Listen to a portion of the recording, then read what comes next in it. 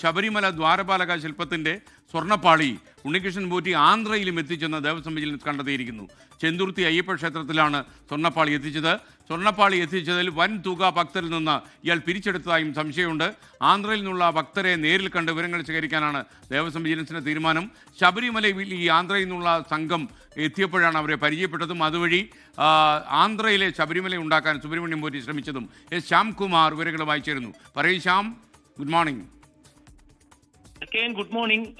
ഈ ശബരിമലയിലെ ദ്വാരപാലക ശില്പത്തിന്റെ സ്വർണ്ണപ്പാളിയുമായി ബന്ധപ്പെട്ട അന്വേഷണത്തിലാണ് ഈ നിർണായകമായ ഒരു കണ്ടെത്തൽ ദേവസ്വം വിജിലൻസ് കണ്ടെത്തിയിരിക്കുന്നത്. ആന്ധ്രയിലെ പെന്തുർത്തി അയ്യപ്പ ക്ഷേത്രം, അത് ഉത്തര ആന്ധ്ര ശബരിമല എന്നാണ് ആ ക്ഷേത്രത്തെ അറിയപ്പെടുന്നത്.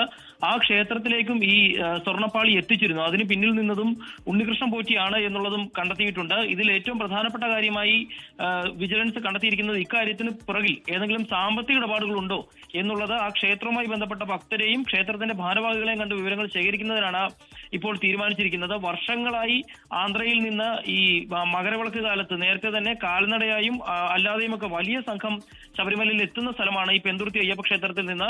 അങ്ങനെ എത്തുന്ന സംഘത്തിൽ ഉള്ള ആളുകളുമായി ബന്ധം സ്ഥാപിച്ചാണ് ഈ ഉണ്ണികൃഷ്ണൻ പോറ്റി ഈ സ്വർണ്ണപ്പാളി ആന്ധ്രയിലെ ഈ ക്ഷേത്രത്തിൽ എത്തിച്ചത് എന്നുള്ളതാണ് മനസ്സിലാക്കുന്നത്. അതിന്റെ പിന്നിൽ വലിയ രീതിയിൽ ശബരിമലയിൽ അന്നദാനവും മറ്റ് സാമ്പത്തിക സഹായങ്ങളും നൽകുന്ന സംഘമാണ് ഈ പെന്തുർത്തിയിലെ ഭക്തർ.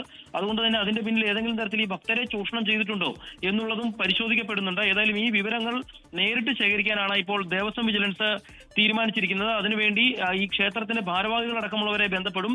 ഏതായാലും പെന്തുർത്തി അയ്യപ്പ ക്ഷേത്രം, അത് ഉത്തര ആന്ധ്ര ശബരിമല എന്നറിയപ്പെടുന്ന പെന്തുർത്തി അയ്യപ്പ ക്ഷേത്രത്തിൽ ഈ സ്വർണ്ണപ്പാളി എത്തിച്ചു എന്നുള്ള വിവരങ്ങൾ ദേവസ്വം വിജിലൻസ് സ്ഥിരീകരിക്കുന്നുണ്ട്. അതിന്റെ തുടരന്വേഷണത്തിലാണ് വിജിലൻസ് സംഘം.